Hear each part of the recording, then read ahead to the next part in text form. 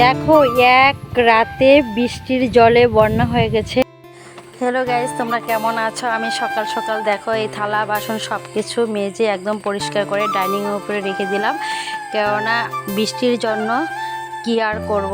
এদিকে বাইরে বৃষ্টি পড়ছে, ঘরগুলো আমি পরিষ্কার করে নিচ্ছি আর উঠানটাও ঝাড় দিয়ে নিয়েছি। আজকে কিন্তু অনেকটাই বেলা হয়ে গেছে, সকাল সকাল করতে পারিনি। সকালে ছিল অনেক বৃষ্টি, যেহেতু এখন স্নান করব তার জন্য স্নানের আগে সব কিছু একদম মেজে পরিষ্কার করে ধুয়ে তারপরে স্নান করব, এটাই ভাবছি।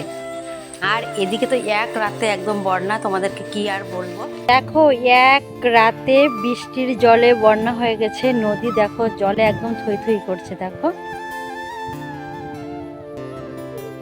শুভ বিকাল বন্ধুরা। দেখো আজকে সকাল থেকে সারাটা দিনে বৃষ্টি ছিল, তবে ঘরে থাকতে থাকতে বৃষ্টির মধ্যে আর ভালোই লাগছিল না। এখন যেহেতু বৃষ্টি কমছে, চলে আসলাম একটু রাস্তা হাঁটতে। আর দেখো এটা হচ্ছে আমাদের বাড়ির পাশেই নদী। এক রাতে দেখো মানে নদী জলে একদম ভর্তি থই থই।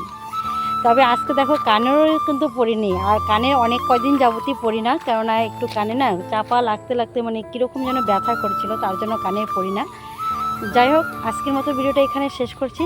সবাই ভালো থাকবে। আর এটাই হচ্ছে আমাদের গ্রামের পরিবেশ। সত্যি চারপাশে মাঠ ভরা জল থই থই করছে।